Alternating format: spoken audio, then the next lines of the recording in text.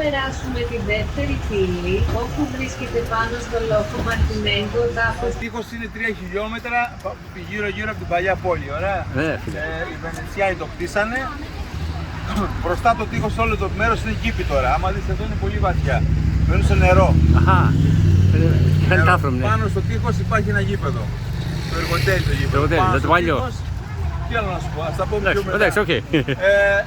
You see the wall? It's a 3 kilometers around the old city, 3. The place front of the wall today it's garden, but before 3 kilometers past water. You see how this is the place? All the place is past aqua from the sea. It's very difficult to go inside the full garden up to the wall. And here the football stadium, 3,550 stadium up to the wall. Understand? And the grave of Kazantzakis, El Greco, Zorban. The grave is up. Βγαίνετε κάτω να σε βλέπει.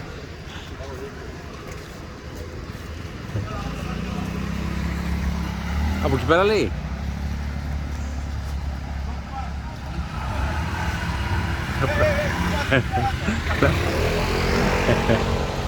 Το παγώ, αλλά Δεν πες.